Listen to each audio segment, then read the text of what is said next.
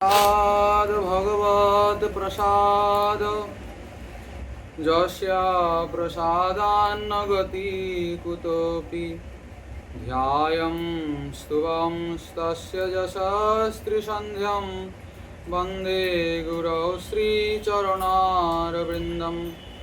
वाञ्छाकल्पतरुभ्यश्च कृपासिन्धुभ्य एव च पतितानां पावनेभ्यो वैष्णवेभ्यो नमो नमः।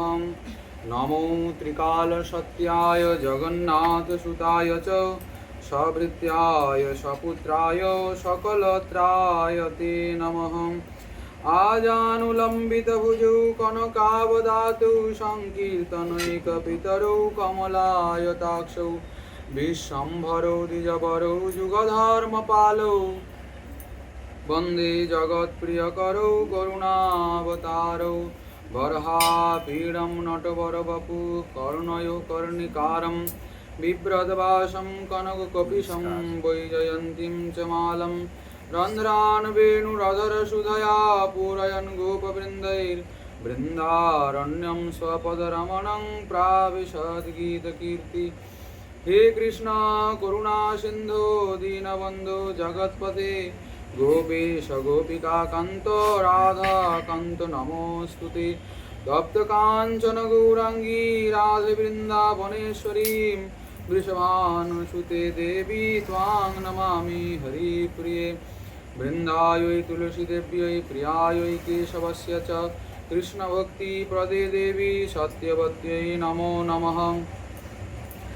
नारायणं नमस्कृत्यं नरं चैव नरोत्तमं देवीं सरस्वतीं व्यासं ततो जयमुदीरयेत्। नमो धर्माय महते नमः कृष्णाय वेधसे ब्राह्मणेभ्यो नमस्कृत्यं धर्मान् वक्ष्य सनातनान्। मूकं करोति वाचालं पङ्गुं लङ्घयति गिरिं यत्कृपातमहं वन्दे परमानन्दमाधवम्। जय रूप सनातन भट्ट रघुनाथ श्रीजीव गोपाल भट्ट दास रघुनाथ। এই জয় গোস্বামীর করি চরণ বন্দন যাহা হইতে বিঘ্ন নাশ অভীষ্ট পূরণ। দুর্গমে পতিমেন্ধস্য স্থলোৎপাদ গতির্মুহুঃ স্বকৃপা যষ্টিদানেন সন্ত সন্তমবলম্বনম।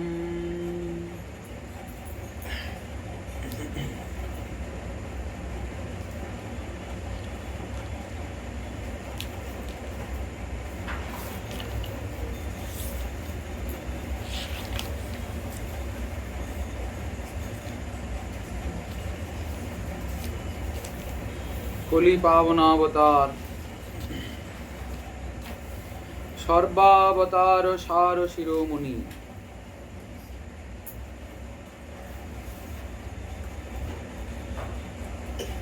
অখিল জীব বল্লভ প্রেম পুরুষোত্তম সংকীর্তন পিতা নদিয়া বিহারী শচীনন্দন গৌরহরির অত্যন্ত প্রিয় পার্ষদ বর্জ্য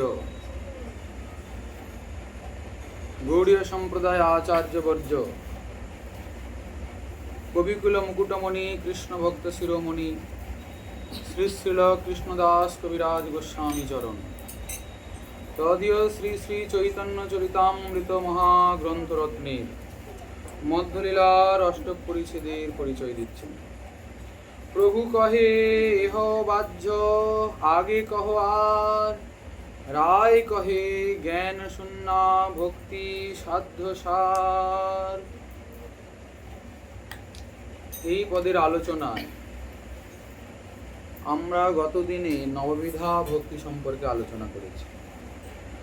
তার মধ্যে শ্রবণ কীর্তন এবং স্মরণ। স্মরণটি যেন সুষ্ঠুভাবে হয়, কেননা মনের স্মরণ প্রাণ। মনের প্রাণ কি? স্মরণ। আর বিশেষত শাস্ত্রে অনেক বিধি অনেক নিষেধ রয়েছে, তার মধ্যে সর্বশ্রেষ্ঠ বিধি এবং সর্বশ্রেষ্ঠ নিষেধ বলছেন সততং স্মর্তব্য বিষ্ণু বিস্মর্তব্য ন কেনচিৎ। সর্বদা শ্রী বিষ্ণুর স্মরণ করবে। এই বিধিটা হচ্ছে সমস্ত বিধির রাজা। সর্বদা ভগবানকে চিন্তা করবে, এটা বিধি, এটা করতে হবে। আর করবো নাটা কি বলছেন, বিস্মর্তব্য ন যাত উচিত, কখনো তাকে ভুলে যেও না। সমস্ত সাধ্য সাধনার মূলে এই কথা। গীতাতেও শ্রীকৃষ্ণ বহুবার বলেছেন, অনন্য চেতা সততং ইয়ো মাং স্মরতি নিত্য সহ। অনন্য চেতা হয়ে যে আমাকে নিত্য স্মরণ করে, তার কাছেই আমি সুলভ, সে আমাকে সহজে লাভ করে।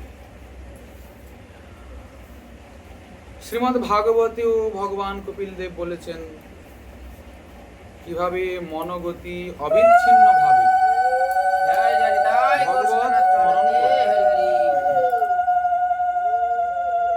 কেননা যাই সাধনা হোক না কেন, যদি স্মরণ না হয়, ভগবানকে যদি মনে মনে চিন্তন না করা যায়, তাহলে বহু বিলম্ব হয়।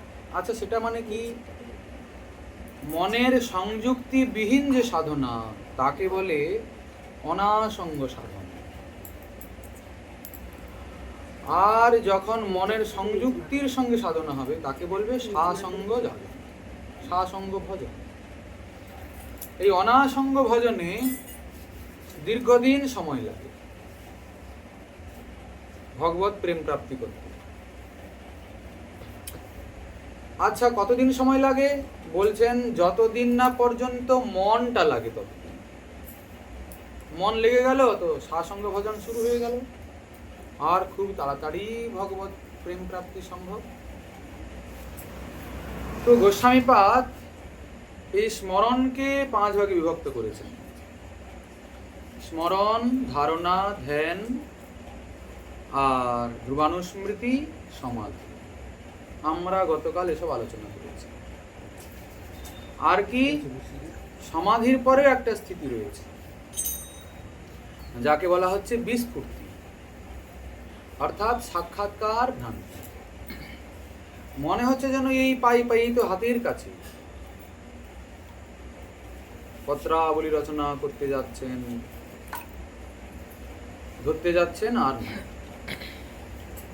বিস্ফূর্তি। আমাদের কবীন্দ্র লীলা সুখ, ছিল প্রবোধানন্দ সরস্বতী চরণ, শ্রীমদ্ রঘুনাথ দাস গোস্বামীপাদ, ওনাদের লেখনীতে ওই ব্যাপারটা পাওয়া যায়। তো যাই হোক, এই স্মরণাঙ্গ যদি সুসেবন হয়, তাহলে খুব তাড়াতাড়ি সাধক ভাব সমাধি প্রাপ্ত হয়ে ধন্য হয়ে যায়। তবে হ্যাঁ, এই চিত্তবৃত্তির যে বিক্ষিপ্ত দশা, কেন চিত্ত বিক্ষিপ্ত হলো? বিষয় বাসনার কারণে। ও তাড়াতাড়ি মনকে ভজনে সংযুক্ত হতে দেয় না। এই জন্যে নিষ্কাম হয়ে কৃষ্ণ ভজন করতে হয়। সব কিছুকে না ছাড়লে কৃষ্ণ ভজনে এগোনো যায় না। তো যাই হোক, গোস্বামীপাদ আর একটা সিদ্ধান্ত দিচ্ছেন। আচ্ছা, আপনি যে বললেন মনের স্মরণ ও প্রাণ, স্মরণটাই হচ্ছে মুখ্য সাধন আমাদের, বাস তাহলে চোখ বুঝে স্মরণ করব। তাহলে নাম টামের এত জোর দিচ্ছেন কেন? নাম করতে বলেন কেন? নামের কি মহিমা থাকলো? যদি বলেন যে মনের স্মরণ ও প্রাণ মধুর মধুর ধাম, তাহলে তো স্মরণই করব। যেহেতু অন্তশ্চিন্তিত সিদ্ধ দেহটাকে, অন্তশ্চিন্তিত সিদ্ধ দেহের অভিমানে রাত্রি দিন মানে অষ্টকাল নিকুঞ্জ মন্দিরে যুগল কিশোরের সেবা, শ্রীমন মহাপ্রভুর সেবাকে আশ্রয় করে, সেটা কিরকম করবো? মনে মনে চিন্তনের দ্বারা হবে। তাহলে নাম ধামের দরকার কি আছে? বলছেন না, নাম ছাড়া কোনো সাধনায় ফল দিবে না। নাম হইতে সর্বসিদ্ধি হইবে সবার। শ্রীমৎ শ্রীজীব গোস্বামীপাদ বলছেন, শুদ্ধ অন্তঃকরণ চেত নাম কীর্তন অপরিত্যাগেন স্মরণং কুর্যাৎ। নামের দ্বারা হবে কি? নাম কি করছেন? চিত্তকে পরিমার্জিত করছেন। তো স্মরণ করতে হলে চিত্তশুদ্ধির প্রয়োজন আছে। তো শুদ্ধ অন্তঃকরণ। কেননা স্মরণটা চিত্তশুদ্ধির অপেক্ষা রাখে, চিত্তশুদ্ধ না হলে স্মরণ হবে না। হরির নাম কৃপা করে চিত্তের মলিনতাকে দূর করবেন, স্মরণের আনন্দকে বর্ধিত করবেন, স্মরণটাকে প্রগাঢ় করবেন। ভিতরে চলবে চিন্তন, মুখে চলবে নাম। নামকে বাদ দিয়ে স্মরণ কিন্তু আমাদের নয়। তাহলে ওই স্মরণের দ্বারা ভগবত রূপ গুণ লীলা নাম আস্বাদন হওয়া সম্ভব নয়। নামের আশ্রয়ের থেকে অন্য সাধন করতে হবে। তবে হ্যাঁ, তার মানে এই নয় যে অন্যান্য সাধনগুলো করব না, নামেই যখন সব হয়ে যায়। বলেন না, নামের সাজাত্ব চাই, কিন্তু শ্রবণ কীর্তন স্মরণ বন্ধন যা কিছু আছে সেগুলো কিন্তু করতে হবে। এরপরে বলছেন স্মরণ, অর্চন, শ্রবণ কীর্তন স্মরণ বন্দন অর্চনা।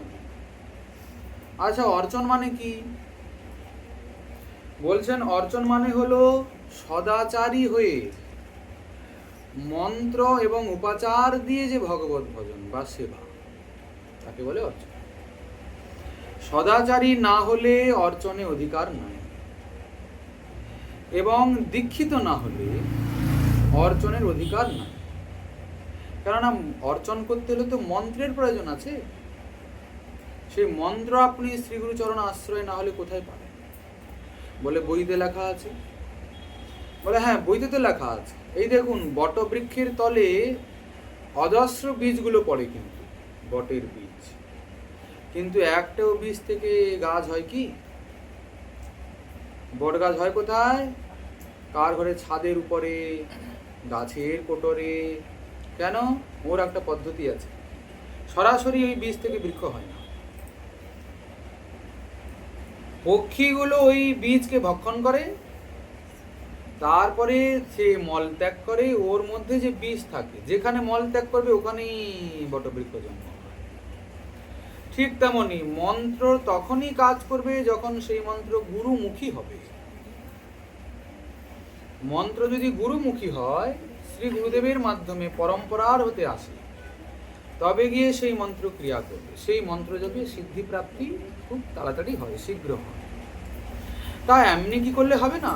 বলে অনেক সময় হয়, তবে বহু সময় লাগে, বহু জন্ম সময় লাগে। বলে তা হচ্ছে তো?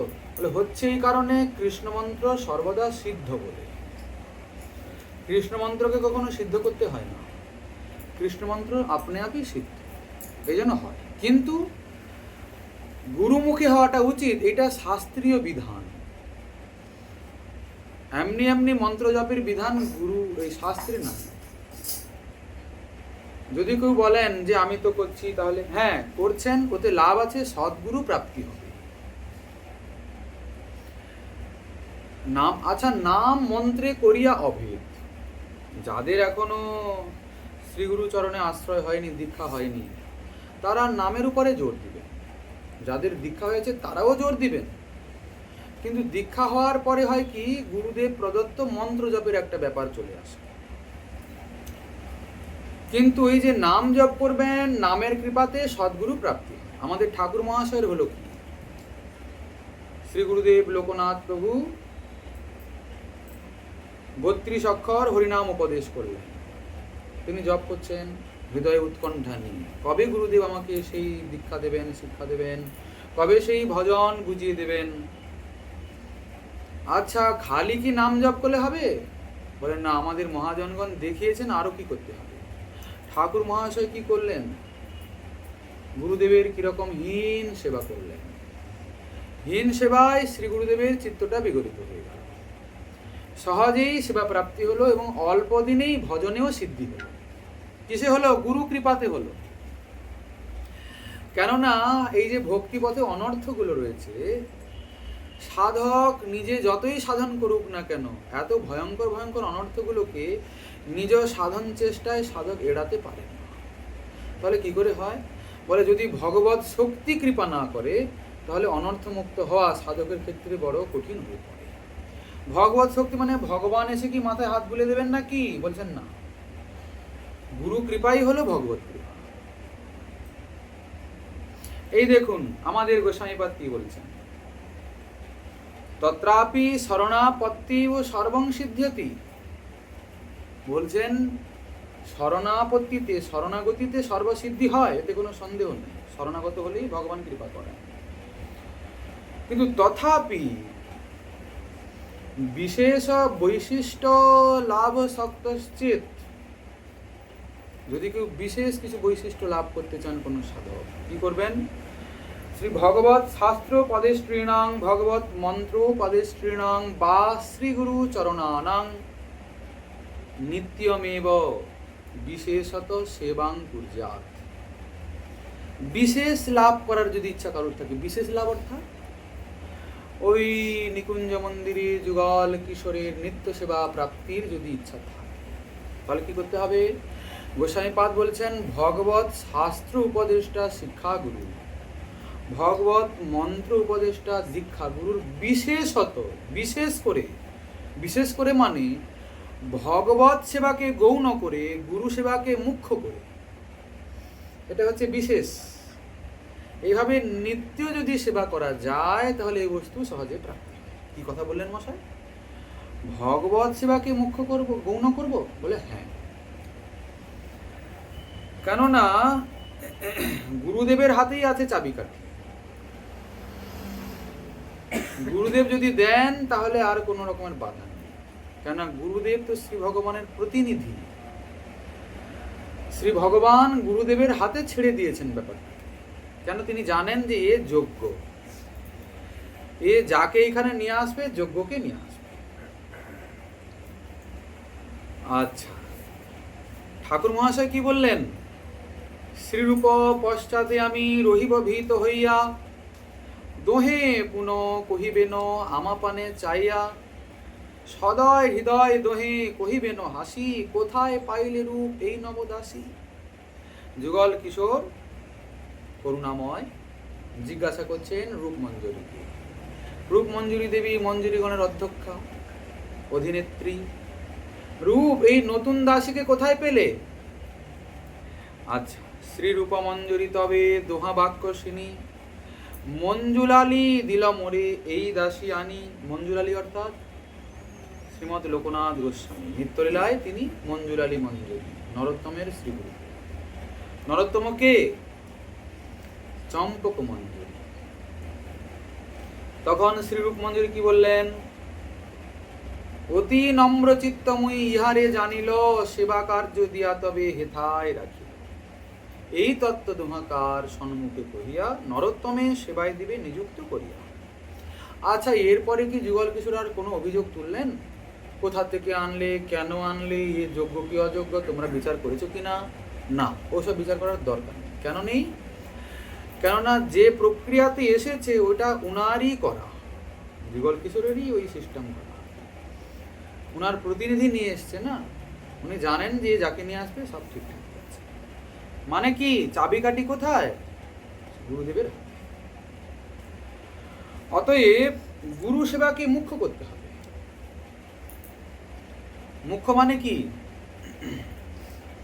সেবক হতে হবে। দেখুন, সেবকের কিন্তু অনেক সময় নিজ সাধনগুলো করারও সময় থাকে না। আচ্ছা, কি করে সেবা করছে? অনেকে প্রশ্ন করেন যে দেখো, যদি গুরু সেবা করে তাহলে ভগবানকে কি করে পাবে? আচ্ছা, গুরু সেবাটা মুখ্য এবং বিশেষত হবে কি করে? গুরুতে ভগবত বুদ্ধি স্বীকার করে যে আমি ভগবানেরই করছি গুরুদেবের মাধ্যমে। তবে ভগবান নয়, কিন্তু গুরুকে ভগবান মেনে নিলে ভক্তি ধর্ম থেকে বিচ্যুতি ঘটবে। সাধক যেন কখনো মনে না করে আমার গুরুদেব ভগবান, মনে করবে গুরুদেব ভগবানের অত্যন্ত প্রিয়। কেন মনে করবে না? কেননা ভগবানের যে সব লীলা, যে সব ঐশ্বর্য মাধুর্য স্বরূপ রয়েছে গুরুদেবে তা নয়। ভগবান স্তাবৎ অসাধারণ স্বরূপ ঐশ্বর্য মাধুর্য তত্ত্ব বিশেষ। আমি তো ভগবান সচ্চিদ আনন্দময়, ভগবানের যে স্বরূপ ঐশ্বর্য মাধুর্য শ্রীগুরুতে দেখা যায় কি? অনেকে করেন কি, গুরুদেবের চরণে গঙ্গা জল তুলসী অর্পণ করেন। কেন না? গঙ্গা জল ভগবানের চরণামৃত, গুরু তো ভগবান চরণে দেন না, এগুলো মহা অপরাধ, কখনো দেওয়া যাবে না। শ্রী গুরুদেব ভগবান হবেন তো হবেন, কিন্তু তিনি আছেন ভক্ত স্বরূপে। গুরুদেবের মধ্যে ভক্ত স্বরূপের প্রকাশ দেখতে পাওয়া যায়, ভগবত স্বরূপের প্রকাশ দেখতে পাওয়া যায় না। গুরুদেব আবেশ অবতার কিন্তু ভগবানের, তবে উনি ভগবানের কৃপা শক্তির আবেশ অবতার। আবেশ অবতার দু রকমের হয়, একটা ভগবত আবেশ, একটা শক্তির আবেশ। তো যেমন ধরুন আমাদের ভগবান ঋষভদেব, পৃথু মহারাজ, বেদব্যাস, এনারা সব শক্তি অবতার। কিন্তু এই যে ঋষভদেব ভগবান, উনি ভগবত আবেশ, উনি আবেশ অবতার, তবে উনাতে ভগবত আবেশ। এই জন্য উনি নিজেকে ভগবান বলে বলছেন প্রীতির্ন যাবন মই বাসুদেবে ন মুচ্যতে দেহ যোগেন তাবৎ। যতক্ষণ না আমি বাসুদেবে তোমাদের প্রীতি হচ্ছে, ততক্ষণ তোমরা দেহযোগ থেকে মুক্ত হতে পারবে না। কিন্তু আমাদের বেদব্যাসকে দেখুন, তিনিও আবেশ অবতার, তবে শক্তির আবেশ অবতার। তিনি ভাগবতের প্রারম্ভে প্রার্থনা করছেন ভক্ত স্বরূপে, সচ্চিদানন্দ রূপায় বিশ্বোৎপত্ত্যাদি হেতবে তাপত্রয় বিনাশায় শ্রীকৃষ্ণায় বয়ং নুমঃ। আমরা সবাই মিলে সেই শ্রীকৃষ্ণকে প্রণাম করি, বহু বচন। আচ্ছা, এটা কি করে হলো? না, ভক্ত স্বরূপে হলো। গুরুদেবও তেমন। গুরুদেব কোন শক্তির আবেশ অবতার? বলছেন কৃপা শক্তির আবেশ অবতার, ভগবানের করুণা শক্তির আবেশ অবতার। এই জন্য ইনি ভক্ত অভিমানী, নিজেকে ভক্ত বলেই মানে। আমাদেরও তাই করতে হবে উনার প্রসন্নতার জন্য। গুরুদেবকে যেন কখনো ভগবানের সিংহাসনে না বসায়, ভগবানের মতো আমানিয়া যেন গুরুদেবকে না ভোগ লাগে। গুরুদেব সর্বদাই প্রসাদ পাবেন, সরাসরি ভগবানের প্রসাদ পান না গুরুদেব। গুরুদেব এভাবে গুরু পরম্পরার মধ্যেই নেমে আসা প্রসাদ পান। গুরুদেব তার গুরুদেবের প্রসাদ, এই করতে করতে করতে করতে ভগবানের ঠেকবে, এই হচ্ছে পদ্ধতি। আচ্ছা, সাধক কিন্তু ভগবান মেনে সেবা করবেন না, মনে করবেন ইনার হাতেই রয়েছে চাবিকাঠি, যদি ইনি প্রসন্ন হয়ে যান তবে শ্রী ভগবান আমাকে কৃপা করতে বাধ্য, এইটা চিন্তা করে করবেন। সাধন ভজন আমার কি হবে? আমার সমস্ত সাধন ভজন ইনার প্রসন্নতার উপরে নির্ভর করে, তাই তো? উনি যে কোনো প্রকারে যদি প্রসন্ন হয়ে যান, তাহলে আমার যদি কোনো সাধনাই না থাকে, তাহলেও আমি ওই বস্তু পাব। এইটা জ্ঞানে মুখ্যরূপে গুরু সেবা। অনেক দৃষ্টান্ত রয়েছে শাস্ত্রে, ভগবান এসে অপেক্ষা করেন কিন্তু কৃপা নিতে চান না, কেন? গুরু সেবা চলছে। গুরু সেবার কাছে সাধক ভগবত সেবাকেও কিছু মনে করেন না, কেন? ভগবানকে তেল দিতে দিতে কত জন্ম যে যায় তার ঠিকানা নেই। কিন্তু এক জন্ম যদি গুরু প্রসন্ন হয়ে যায়, তাহলে আর ভগবানের পেছনে হাত দিয়ে পড়তে হয় না। এতই শক্তি রয়েছে গুরু কৃপাতে। আবার মহাজন বলেন, যাদের জীবনে সদ্গুরু প্রাপ্তি হয়েছে তারা যেন ভগবানকে না খোঁজেন। বলে কেন? কেন? সদ্গুরু প্রাপ্তি হয়েছে মানেই ভগবান পাওয়া হয়ে গেছে বুঝে নিতে। হ্যাঁ, যদি গুরু অপ্রসন্ন না হন তবে। যদি গুরুদেব প্রসন্ন থাকেন আপনার আচরণে, সেবায়, কথাবার্তায়, প্রসঙ্গারূপা সেবায়, পরিচর্যারূপা সেবায়, তবে নিশ্চিত ভগবত প্রাপ্তি সম্ভব, যদি কোনো সাধনাও না থাকে। আর গুরু সেবা করতে করতে সাধক তো নিজের সাধনা করার সময়ও পান না, কখন গুরুদেবের কিটা লাগবে। তবে হ্যাঁ, সেবা রয়েছে আবার তিন রকম। সাধককে এমন সেবায় সিদ্ধ হতে হবে যেন উত্তম সেবায় পৌঁছায়। উত্তম সেবাটা কি? গুরুদেবের মন জেনে সেবা, গুরুদেবের সুখ কিসে হবে, গুরুদেবের এখন ইচ্ছাটা কি হচ্ছে সেই জেনে সেবাটা হচ্ছে উত্তম সেবা। কিন্তু আমরা মাদৃশ জীব কত দূরে পড়ে গেছি। গুরুদেব আদেশ করেন যে এটা করুন তো, এটা করো তো, আমরা গুরুদেবের আদেশকে উপেক্ষা করি। আমরা নিজেদের বিচার বিশ্লেষণ গুরুদেবকে বলি, দাঁড়ান দাঁড়ান এই কাজটা করে নিই, তারপরে আপনার কথাটা শুনছি, আর একটু সময় লাগবে, আসছি।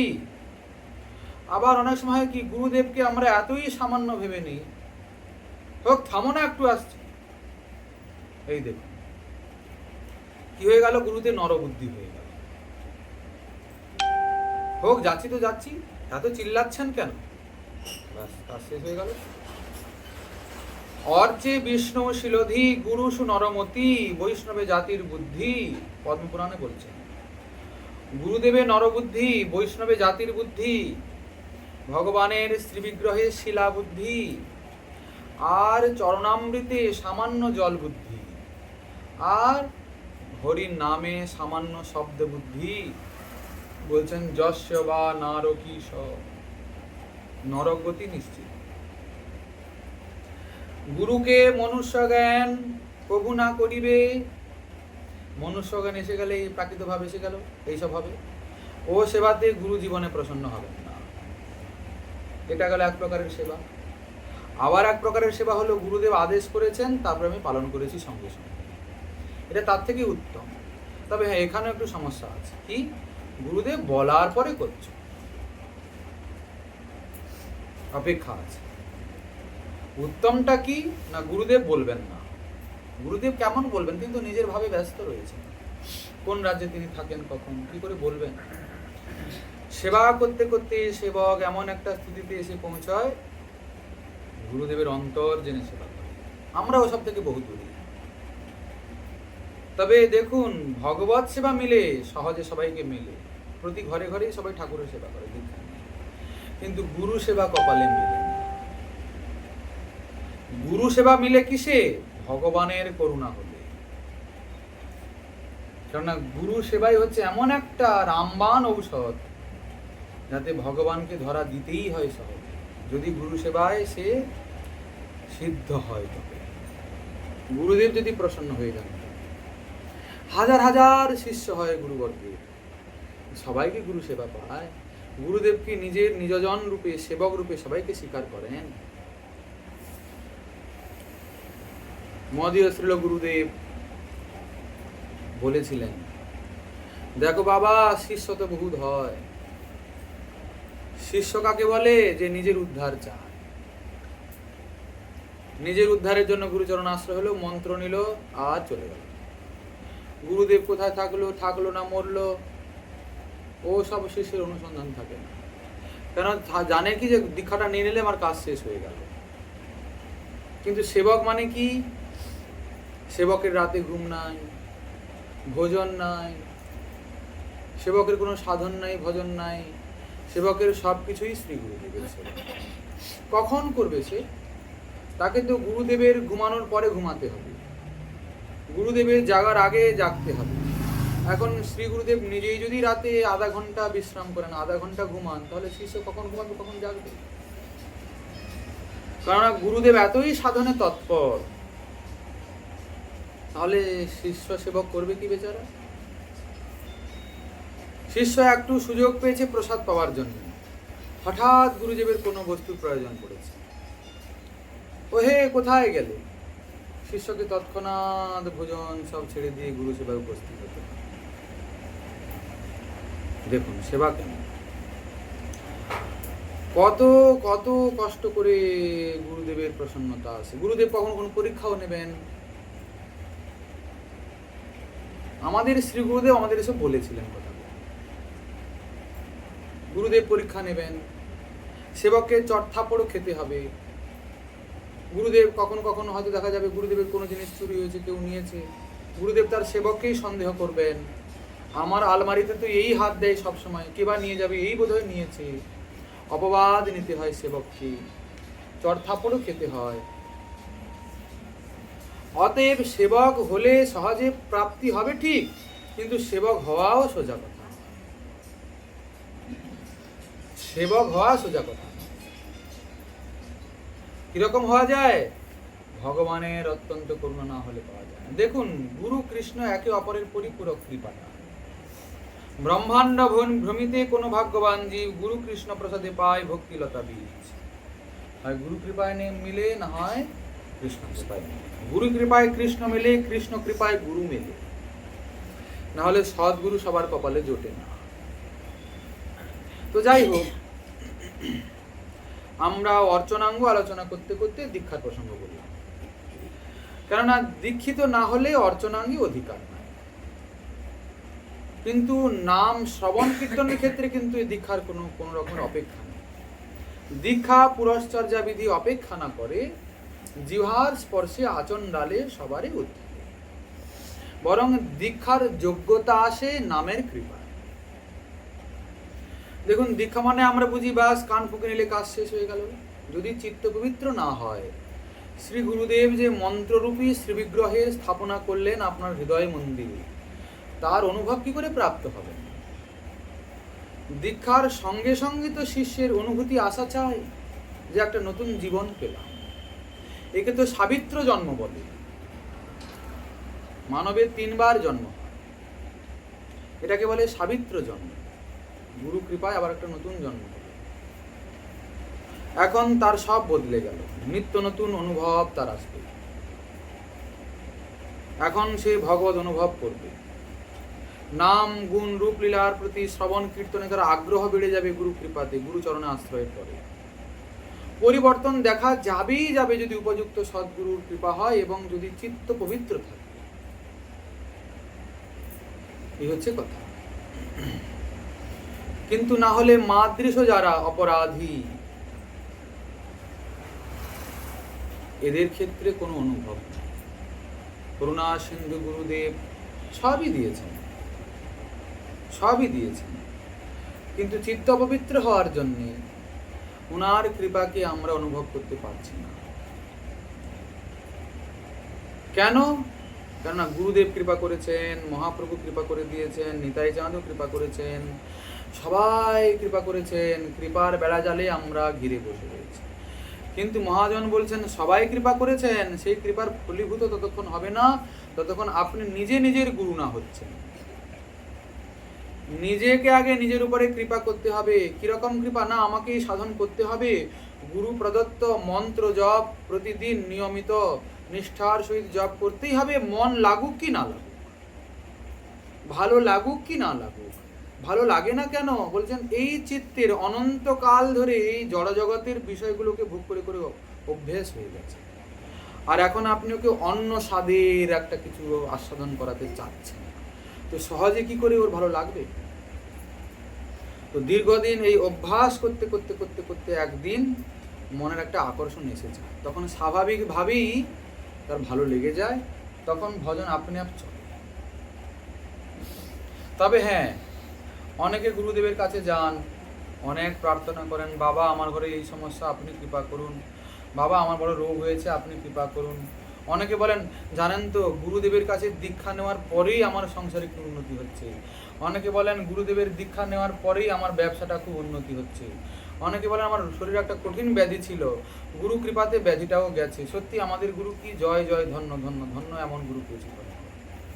বলছেন না, আপনি ঠকে যাচ্ছেন, ওটা কখনোই গুরু কৃপা নয়। গুরু কৃপা মানে হলো বন্ধন মুক্ত হয়ে যাওয়া, এটা হচ্ছে প্রকৃত গুরু। বন্ধন মুক্ত হয়ে যাওয়া মানে ঘর ছেড়ে পালিয়ে যাওয়া নাকি? বলছেন না, আপনার চিত্তের গাঢ় অভিনিবেশ যে যে বস্তু বিষয়গুলোর প্রতি ব্যক্তিগুলোর মধ্যে রয়েছে, সেইখান থেকে চিত্তটা সরে এসে সেই নিকৃষ্ট বন্ধনটা মুক্ত হয়ে চিত্ত ভগবানের সমর্পিত হয়ে যাওয়া, এটাই হচ্ছে প্রকৃত গুরু। হ্যাঁ, এটা হয় কখন? না সাধক যদি ভজন করার উদ্দেশ্য নিয়ে গুরুকরণ করে তখন হয়। দেখুন, শ্রী ভগবান অন্তর্যামী, সাধকের হৃদয় জেনে কৃপা করেন। আপনার হৃদয়ে যদি কপটতা থাকে তো তাহলে সেরকমই গুরু মেলে জীবনে, লোভী গুরু লালচি চেলা। যদি আপনার হৃদয়ে পবিত্রতা থাকে, আপনার উদ্দেশ্য যদি জীবনে থাকে, ঠাকুর আমি তো অপবিত্র, আমি তো অত্যন্ত নিকৃষ্ট অপরাধী, কিন্তু আমি যেমনই হই না কেন তোমাকে পাওয়াই আমার জীবনের একমাত্র লক্ষ্য। কি করে তোমার সেবা পাবো? আমি জানি না কি করে আমি পবিত্র হব। আমি জানি এই কাম ক্রোধ লোভ মোহ মদ মাশ্চর্য আদি আমাকে বড় কঠিন পরিস্থিতিতে ফেলেছে। জানি এগুলো আমার সাধারণ জীবনেও বিঘাতক আর ভজন জীবনে তো বিঘাতকই, কিন্তু তবুও জানার সত্ত্বেও আমি এদেরকে সরিয়ে ফেলতে পারছি না, উপেক্ষা করতে পারছি না। জানার সত্ত্বেও বিষয় বাসনা আমার অন্তরে যাচ্ছে। ঠাকুর তুমি কৃপা করো, তুমি আমার হৃদয়টাকে পবিত্র করে তোমার সেবা প্রাপ্তির সুযোগ করে দাও। তখন করুণা সিন্ধু ভগবানের কৃপায় সেরকম উপযুক্ত সদ্গুরু, সৎ শিক্ষাগুরু, সৎ দীক্ষাগুরু, সেই শিক্ষাগুরুর পরম করুণায় ভজনের শিক্ষা পাওয়া যায়। কিভাবে সুষ্ঠুভাবে পথ চললে সহজে ভগবত প্রাপ্তির দিকে এগিয়ে যায়, কে শিক্ষা দেবেন? শিক্ষাগুরু। আর সেই শ্রীগুরু পরম্পরা প্রাপ্ত সিদ্ধ মন্ত্র সেই সদ্গুরু দীক্ষা দিয়ে ধন্য করে।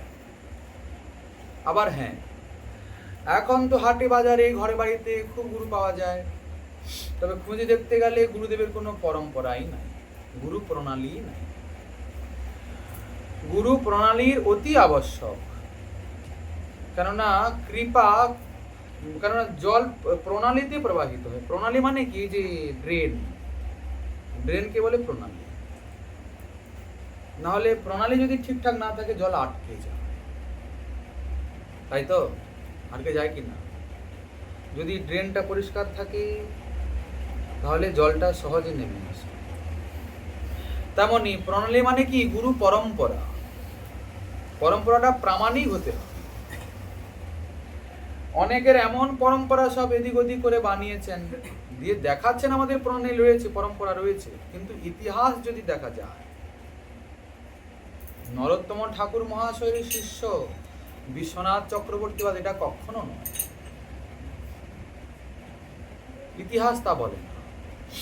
বিশ্বনাথ চক্রবর্তীপাদের শ্রী গুরুদেব হলেন রাধারমন চক্রবর্তীপাদ, উনার শ্রী গুরুদেব গঙ্গানারায়ণ চক্রবর্তী, উনার শ্রী গুরুদেব ছিল নরোত্তম দাস ঠাকুর মহাশয়। কিন্তু আমরা আমাদের সম্প্রদায়কে, আমাদের সংস্থাকে, আমাদের সংস্থার ঢাক পেটানোর জন্যে আমরা করি কি? ওখান থেকে বিশেষ বিশেষ ব্যক্তিত্বকে নিয়ে এর শিষ্য তার শিষ্য করে দিয়ে একটা প্রণালী বানিয়ে দিই। যারা বিশেষ বিশেষ আচার্য রয়েছেন তাকে নিয়ে ধরে করি। আচ্ছা, গুরু তো গুরুই হয়। আমাদের বিশ্বনাথ চক্রবর্তী পাদ তিনি টিকা করেছেন, শাস্ত্র করেছেন, গ্রন্থ করেছেন, তাহলে ওনার গুরুদেব কি ছোট হয়ে গেল? বলেন কখনো। গুরুদেব হয়তো করেননি, গ্রন্থ করেননি, শিষ্য করেছেন, তাহলে গুরু কখনোই ছোট হলো না। গুরু তো গুরুই। গুরুদেব কৃপা শক্তি সঞ্চার করেছেন বলে তো হয়েছে। আমাদের লোকনাথ গোস্বামী প্রভুর তেমন কোনো গ্রন্থ পাওয়া যায় না।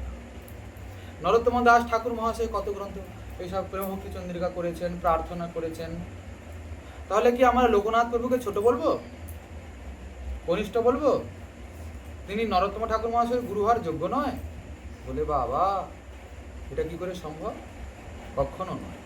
গুরু তো গুরুই হয়, শিষ্য যতই উপযুক্ত হোক না কেন, গুরুর কাছে সে শিষ্যই সেবক। তো আসলে আমাদের বড় বড় দরকার নেই, আমাদের প্রণালী চাই। বড় বড় আচার্যকে লাইনে বসিয়ে দিয়ে আমি একটা প্রণালী বানিয়ে নিলাম, সম্প্রদায় একটা করে দিলাম, প্রচার করে দিলাম, আমার দেখো কত বড় বড়, আমি নিত্যানন্দ পরিবার, আমি এই পরিবার, আমি সেই পরিবার। এগুলোতে কিন্তু পাওয়া যায় না সেই বস্তু। তা সঠিকটা পাবেন কি করে? না, সঠিক যদি পরম্পরাতে আশ্রিত হন তবে পাবেন।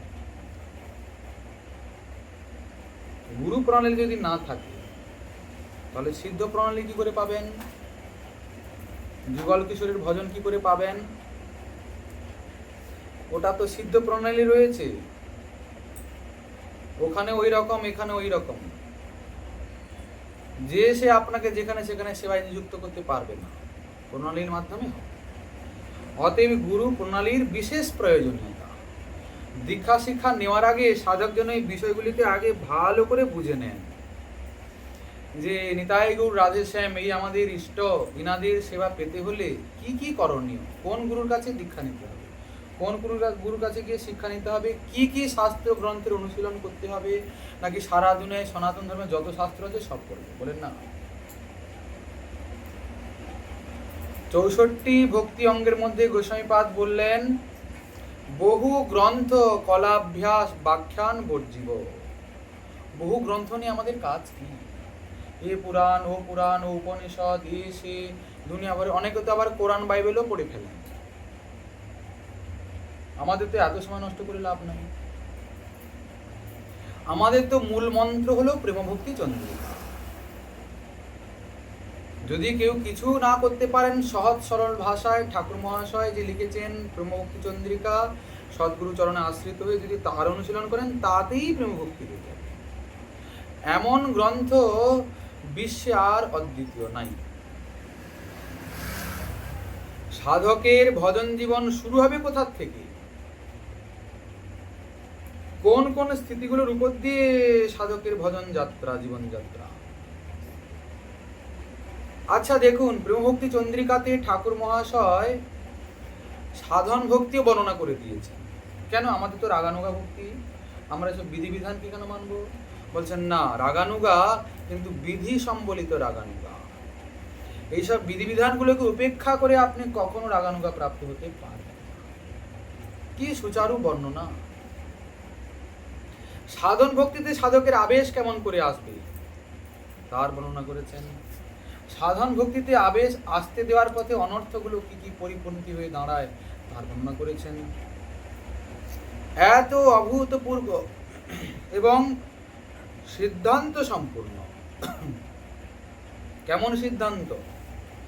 আমাদের গৌড়ীয় সম্প্রদায়ের যারা মূলাচার্য,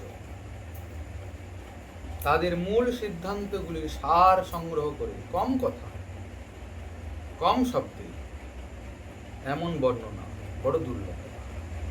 তাহলে আমরা বহু গ্রন্থ কেন পড়তে যাব? সারা দুনিয়া কেন দৌড়াতে যাব? আর এত সময় কোথায় আমাদের? এত সময় কোথায়? আমাদেরই আচার্যগণ এত গ্রন্থ করেছেন, সেগুলোই তো আমাদের শেষ করার সময় নেই, পারবো না একটা জীবনে। তাহলে বেদব্যাসকৃত, অন্যান্য আচার্যকৃত, অন্যান্য সম্প্রদায়ের যেসব গ্রন্থ এত পড়বো কখন? সময় কোথায়? আর একটা বিষয় সাধক লক্ষ্য করবেন, খালি প্রেমভক্তি চন্দ্রিকাকেই ধরুন, যতবার পড়বেন ততবার নতুন নতুন বিষয় আপনি পাবেন। যতবার রিভাইজ হবে ততবারই নতুন নতুন আপনি জিনিস অনুভব করতে পারবেন। কি করে সম্ভব? তাহলে একটা গ্রন্থে যতবার পড়া যায় ততবার নতুন জিনিস পাওয়া যায়, তাহলে সারা জীবন একটা গ্রন্থই তো পড়া শেষ হবে না, তাই তো? এই জন্যে উপযুক্ত সদ্গুরুকে চরণাশ্রয় করতে হবে, অন্যথা বড় মুশকিল হয়ে যাবে ভজন জীবন। আপনি নিশ্চিন্তে আছেন, গুরুকরণ করেছি এটা মনে করে, কিন্তু গুরুদেব যদি ঠিক ঠিক শাস্ত্রীয় না হন, তাহলে আপনি নিশ্চিন্তে থাকুন, অনন্তকাল অনন্ত জন্ম বসে থাকুন, হবে না। বলে নাম নাম যে নিচ্ছি তাহলে কি হবে না? হ্যাঁ হবে তো, তবে যতদিন না ওই প্রণালীতে আসছেন ততদিন বড় মুশকিল আছে। সেবা প্রাপ্তি হবে না। হয়তো আপনি ধামে চলে যাবেন নামের কৃপায়, নামের এখন কৃপা আছে, আপনি ব্রজে যাবেন, কিন্তু সেবা পাবেন না, সেবা প্রণালীতে পাবেন। এটাই পদ্ধতি। এই দেখুন, ঠাকুর মহাশয় বলছেন, আমি রূপ মঞ্জুরির পেছনে ভয়ে দাঁড়িয়ে থাকবো। যুগল কিশোর বলবেন, কোথায় পেলেই দাসী? বলে মঞ্জুলালি আমাকে এনে দিল। কে এনে দিল? গুরু মঞ্জুরি, গুরুরূপা সখী। তিনি এই যে নবীনা মঞ্জুরি সখী, ওনার হাতে ধরে নিয়ে গেলেন।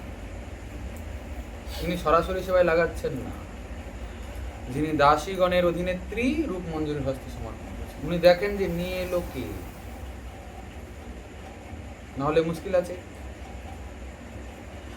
অতএব বিষয়গুলোকে ভালো করে বুঝে তারপরে আগানো উচিত। আচ্ছা, এখন অর্চনাঙ্গ। অর্চনায় আমরা কি শুনলাম? মন্ত্র এবং উপাচার দিয়ে শ্রীবিগ্রহের যে সেবা, তাকে বলা হবে অর্চনা। এই বিষয়ে গোস্বামীপাদগণ অনেক বিস্তারিত আলোচনা করেছেন। বলছেন যে দীক্ষিতানন্তু সর্বেশাং, যারা দীক্ষিত ভক্ত তাদের ক্ষেত্রে অর্চনাঙ্গটা হলো একটা মুখ্য সাধনাঙ্গ। বিশেষ করে যারা গৃহী ভক্ত, এমনিতে দীক্ষিত ভক্ত মাত্রই শ্রীবিগ্রহের অর্চনা তার অপরিহার্য, এবং দীক্ষিতের মধ্যে যদি গৃহী ভক্ত হন তাহলে তার ক্ষেত্রে নববিধা ভক্তি অঙ্গের মধ্যে অর্চনাঙ্গটা মুখ্য সাধন অঙ্গ। দীক্ষিতানান্তু সর্বেষাং তদ অকরণে নরকপাত শ্রূয়তে। যদি দীক্ষিত হয়ে অর্চন না করা যায় তাহলে নরক গতি হয়, এটা শোনা যায়। দেখুন, সাবধান করছেন গোস্বামী। দীক্ষিত ভক্তকে অর্চন করতেই হবে, যদি না করা যায় তবে নরকপাত শ্রূয়তে। তাহলে কিরকম করবো? আমাদের সময় থাকে না। এককালম দ্বিকালম বা ত্রিকালম পূজয়েত হরিম। হয় এককাল করবে, নয় দুবার করবে, নয় তিনবার করবে, বলে কমসে কম একবার তো করতেই হবে। অন্যথা কি হবে? অপূজ্য ভোজনং কুর্যাৎ নরকানি ব্রজেন্নর। শ্রীবিগ্রহের অর্চনা না করে যদি ভোজন করা হয় তাহলে নরকগামী নিশ্চিত, দীক্ষিত ভক্তের ক্ষেত্রে। আচ্ছা দেখুন, এটা যে আপনার ঘাড়ের উপরে একটা কঠিন সিদ্ধান্ত বোঝা চাপিয়ে দেওয়া হচ্ছে তা কিন্তু নয়।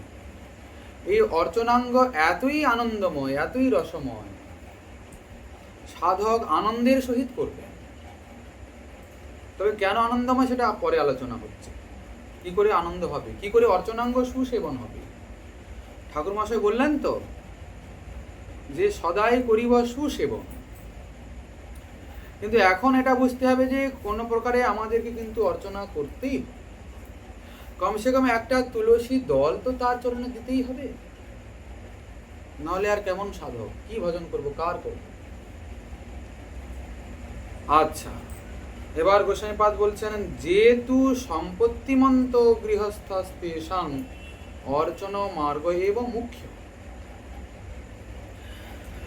গৃহস্থী এবং সম্পত্তিমন্ত গৃহস্থী, এমনিতে যার যেরকম সামর্থ্য সেরকমই সেবা করবে। যার ভগবান যেরকম সামর্থ্য দিয়েছেন তার সামর্থ্য অনুসারে সেবা করবে। আমার আছে লক্ষ লক্ষ আর আমি ঠাকুরের জন্য আনি 1-2 টাকা বলে তাহলে অপরাধ। তাহলে কি হবে না, বলছেন বৃত্ত স্বার্থ দোষ হয়ে যাবে। বৃত্ত স্বার্থ অর্থাৎ থেকে না দেওয়া। আচ্ছা, যেহেতু সম্পত্তিমন্ত গৃহস্থস্তেষাং অর্চন মার্গ এবং মুখ্য তদ অকৃত্বা হি নিষ্কিঞ্চনবৎ। আচ্ছা, কেউ যদি মনে করে আমাদের তো স্মরণাঙ্গ মুখ্য, কি রাগানুগা ভজন তো স্মরণটা মুখ্য বলা হলো, তো আমরা স্মরণ করবো। বিগ্রহ সেবাটা বা কি, ও একটা ঠাকুর আছে করলে করতে হবে, অন্য কাউকে দিয়ে করাবো। বলছেন তদ অকৃত্বা হি নিষ্কিঞ্চনবৎ, বিগ্রহ সেবাকে না করে নিষ্কিঞ্চনের মতো। নিষ্কিঞ্চন মানে যারা ত্যাগী, যারা গৃহত্যাগ করেছেন তাদের ক্ষেত্রে বিগ্রহ সেবার প্রতি এত জোর নেই। কেননা তারা ত্যাগী। বিগ্রহ সেবা করতে গেলে একটা ঘর চাই, উপাচার চাই, দ্রব্য চাই, সময় চাই, সব কিছু চাই। তো ত্যাগী কোথায় পাবে এসব? এই জন্য ত্যাগী মানসিক সেবা করবে। ওনার ক্ষেত্রে এই বিষয়টা নিয়ে জবরদস্তি নয়। এই জন্য বলছেন যেহেতু সম্পত্তিমন্ত গৃহস্থ তেষাং অর্চনম মার্গ এবং মুখ্য। এটা মুখ্য সাধনাঙ্গতা। কোনটা? অর্চনা। আচ্ছা, যদি গৃহস্থ হয়ে অর্চন মার্গটাকে গৌণ করে নিষ্কিঞ্চনের মতো কেবল স্মরণাদি নিষ্ঠত্বে স্মরণনিষ্ঠ হয়ে যায় তাহলে বলছেন বৃত্ত স্বার্থ প্রতিপত্তি স্যাৎ। বৃত্ত স্বার্থ দোষ হবে। কেন না, তার সব সামর্থ্য আছে কিন্তু সে স্ত্রী বিগ্রহের সেবা করছে না। কিন্তু চোখ বন্ধ করে বসে থাকলে যে তার স্মরণ হয়ে যাচ্ছে তা কিন্তু নয়। কেননা সাধনে ভাবিব যাহা সিদ্ধতে পাবো তাহা। বাইরে যদি শিবিগ্রহের সুচারুরূপে অর্চনা করা যায়, বিগ্রহ সেবায় চিত্ত আস্তে আস্তে নির্মল হয়।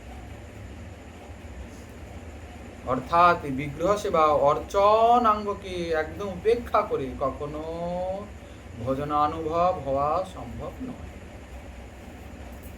আচ্ছা, অনেকে করেন কি, টাকা পয়সা আছে, সেবা হয় ঘরে, কিন্তু আমার সময় নেই, অফিস আদালতে চাকরিতে ব্যবসায় থাকতে হয়, এই জন্য অন্য লোককে দিয়ে সেবা করা। গোস্বামীপাদ বলছেন পরদ্বারা তদ সম্পাদনম ব্যবহার নিষ্ঠত্ব শ্যালস্য বা প্রতিপাদকম। অলসতার একটা নিদর্শন পাওয়া গেল, ওতে ভগবান কখনো প্রসন্ন হয় না। তাহলে কি করতে হবে?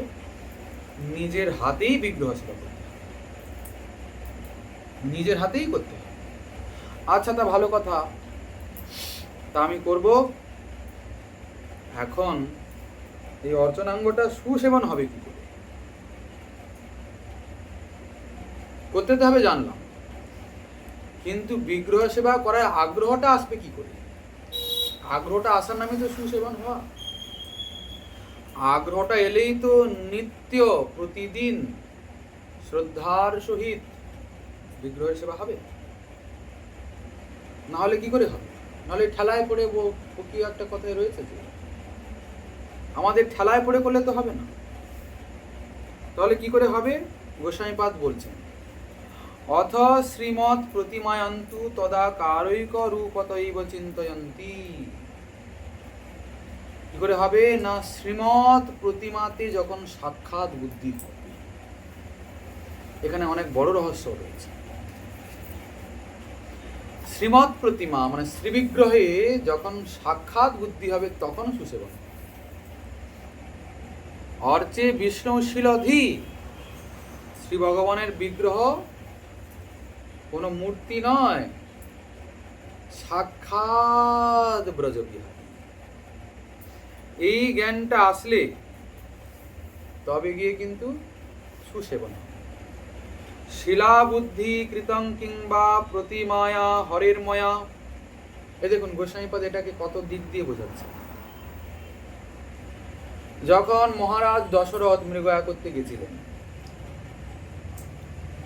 ওখানে ওই যে শব্দবেদী বাণ মানলেন, কি দেখা গেল? শ্রবণ কুমার বাণে বিদ্ধ হলো। জল আনতে গেছিল, দূর থেকে মনে যেন হরিণ জল খাচ্ছে।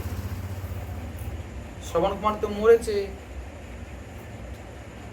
দশরথ করলেন কি?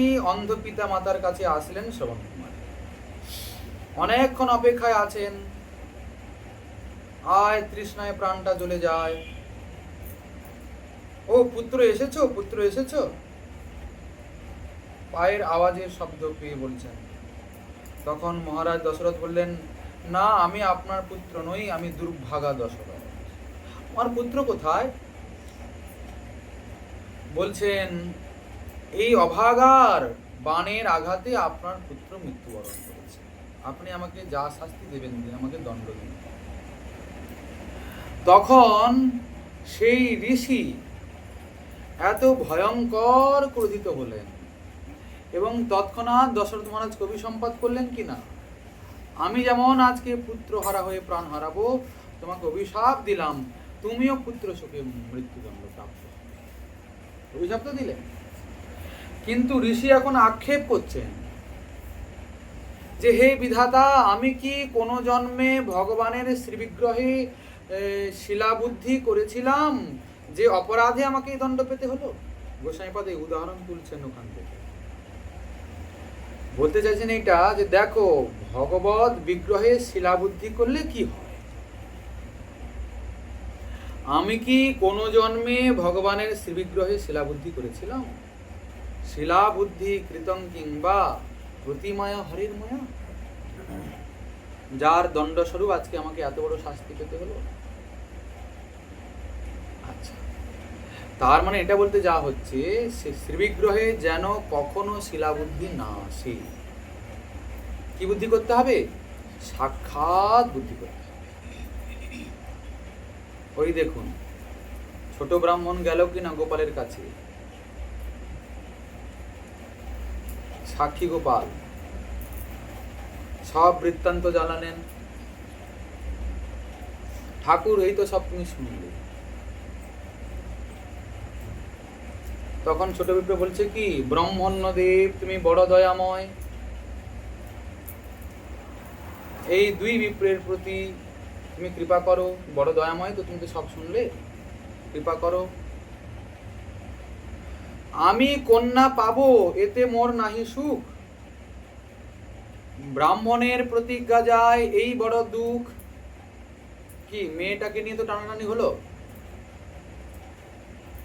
এই যে বয়স্ক বড় ব্রাহ্মণ, তার বাড়ির লোক ওই ছোট ব্রাহ্মণকে বিয়ে দেবে না তাদের মেয়ে।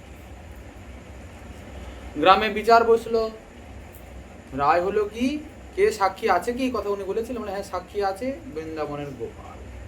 সবাই অট্টহাসি করলো, বলে হ্যাঁ গোপাল সাক্ষী, বলে ভালোই হয়েছে, তোমার গোপাল যদি এসে সাক্ষী দেয় তাহলে তোমার ইচ্ছা পূরণ হবে।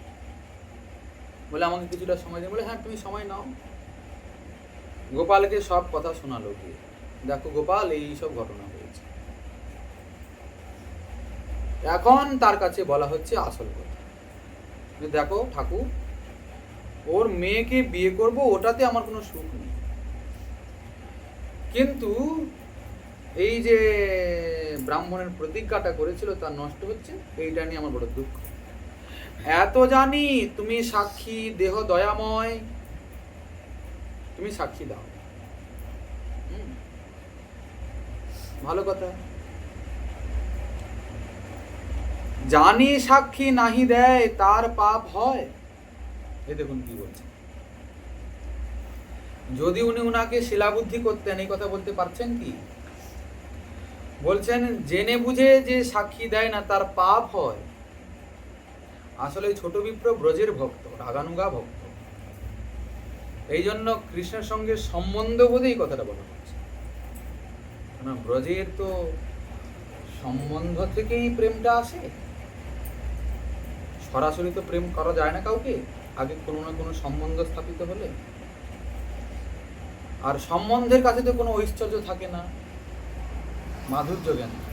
জানি সাক্ষী নাহি দেয় তার পাপ হয়, এত জানি তুমি সাক্ষী দেহ দয়াময়, সাক্ষী দিতে হবে। চলো। আচ্ছা, গোপাল কহে বিপ্র তুমি যাহ স্বভবনে, তুমি ঘরে যাও, সভা করি আমারে তুমি করিহ স্মরণে।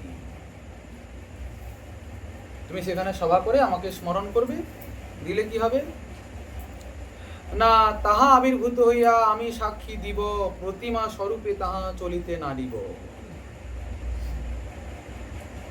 আমি সেখানে আবির্ভূত হয়ে আমি আকাশবাণী করে দেব, হ্যাঁ ঠিক হয়েছে। আমি এভাবে কি করে যাব, প্রতিমা যে আমি, প্রতিমা স্বরূপে তাহা চলিতে নাড়িব। গোপাল পরিষ্কার জানিয়ে দিলেন সিদ্ধান্ত, যেতে পারব। বিপ্র কহে তা হবে না, কিন্তু এই স্বরূপে যদি, এই শ্রীবদনে সাক্ষী দেহ যদি, তবে সর্বলোক মানে। এই স্বরূপে, এই তোমার মুখে, এই তোমার মুখে যদি সাক্ষী দাও তাহলে সবাই মানবে। ইহা বিনু হও যদি চতুর্ভুজ, এই স্বরূপ বাদে যদি তুমি চতুর্ভুজ নারায়ণ হও, তাহলেও তোমার বাক্যে কারোর প্রতীতি হবে না, কেউ বিশ্বাস করবে না। তখন তো মহাসমস্যায় পড়া গেল। গোপাল কহে প্রতিমা চলে কাহা নাহি শুনি, এ কি কথা বলে, প্রতিমা হাঁটে কোনোদিন তো শুনি না। তখন ভক্ত তো কোনো সাধারণ নয়। বিপ্র কহে প্রতিমা হইয়া কহ কেনে বাণী, এ কি কথা, তুমি প্রতিমা প্রতিমা হয়ে কথা বলতে পারো, হাঁটতে পারো না, এটা কেমন কথা? গোপাল তো ধরা পড়ে গেছেন, তোমাকে যেতেই হবে। গোপাল বলেন হোক তাহলে আমি যাবো, আর কি করবো, আমাকে এই এত চালের অন্ন রান্না করে দেবে, আমি খেয়ে খেয়ে যাবো। আর ঠাকুর তুমি যে যাবে, কেমন যাবে, হেঁটে হেঁটেই যাবো। হ্যাঁ তবে শর্ত আছে, পেছন ফিরে কিন্তু আমাকে দেখা যাবে না, যেখানে দেখবে সেখানে আমি দাঁড়িয়ে থাকবো, আর যাবো। তা আমি পেছন ফিরে দেখবো না, তুমি যাচ্ছ কিনা আমি বুঝবো কি করে? বলে আমার চরণের নুপুর নুনঝুনু বাজবে, শুনতে পাবো। তো যায় বিপ্র পেছন পেছন গোপাল যাচ্ছেন বৃন্দাবন থেকে। এই গোপাল বজ্রনাভের দ্বারা প্রতিষ্ঠিত গোপাল, গোপাল দেব যাচ্ছেন বিদ্যানগরে উপস্থিত। হঠাৎ বিপ্রের ইচ্ছা হলো, আছে নুপুরের ধ্বনি আর শোনা যায় না কেন, গোপাল কি তাহলে এলো না নাকি, ঘুরে দেখবো কি, দেখলে যদি থেকে যায়। বলে না, এই তো কাছাকাছি এসে গেছি, এখন থেকে গেলেও অসুবিধা নেই। আচ্ছা, তারপরে তো ঘটনা সবাই জানেন, গোপাল সাক্ষী দিলেন, সবার প্রতীতি হলো। গোপালদেব কৃপা করে ওই বিপ্র এবং ওই যে কন্যার সঙ্গে বিবাহ দিয়ে উনাকেই সেবক রূপে রাখলেন। তো যাই হোক, পরবর্তীকালে ওখানকার মহারাজ এই খবর শুনে আসলেন গোপালের দর্শন করতে। খুব সুন্দর গোপাল, বড় ঠাকুর, কি তার অঙ্গকান্তি ধরো ঢলো। মহারানী গোপালকে দেখে আর আনন্দে আপ্লুত হচ্ছেন। মহারানী দাঁড়িয়ে দাঁড়িয়ে গোপালকে দেখে চিন্তা করছেন, গোপালের নাসাতে যদি ছিদ্র থাকিত, তবে এই দাসী মুক্তা নাসাতে পরাইত। কি বলছেন? গোপালের নাসিকায় যদি ছিদ্র থাকতো, তাহলে আমার এই নাকের যে মুক্তাটা আমি পরাতাম। এত চিন্তি গেলা নিজ স্বভবনে, রাত্রিকালে গোপাল তারে কহেন স্বপনে। কিন্তু গোপালের নাকে তো আর ছিদ্র নেই, কি করে পরানো যাবে? এটা চিন্তা করে তিনি গৃহে গেলেন রাজমহলে। এখন রাত্রিকালে গোপাল স্বপ্নে এসছেন মহারানী। ওহে, তুমি যদি তবে কেন বলো? যদি মানেটা কি? কেননা বাল্যকালে মাতা মোর নাসা ছিদ্র করি, মুক্তা পরাইয়া ছিলা বহু যত্ন করি, অদ্যাপি সেই ছিদ্র আছয়ে নাসাতে। এই দেখুন কি বলছেন, যদি কেন বলছো? আমি যখন কচি ছিলাম, আমার মা আমার নাকটাকে ছিদ্র করে মুক্তা পরিয়েছিল, সেই ছিদ্র এখনো আমার নাকে আছে। যদি বলো মানে সন্দেহ করছো নাকি? সেই মুক্তা পরাহ যাহা চাহিয়াছ দিতে, সেই মুক্তাটাই দেবে, নতুন নতুন দেবে না, যেটা তুমি দিতে চাচ্ছ। দেখো তাহলে কি মনে করবেন? বিগ্রহ মনে করবেন কি? অতএব সাক্ষাৎ, যদি সাক্ষাৎ মনে করা যায় তবে এই অর্চনাঙ্গটা সুসেবন। আচ্ছা, এই অর্চনাঙ্গ বিষয়ে এই ভগবত বিগ্রহের সাক্ষাৎ বুদ্ধিতে বহু আলোচনা রয়েছে, বহু দৃষ্টান্ত রয়েছে। যদি শ্রীমন মহাপ্রভুর কৃপা হয়, আগামীকাল রইল আবার আস্বাদন। আজকের ভাগবতী কথা রাখা হলো এইখানেই বিশ্রাম।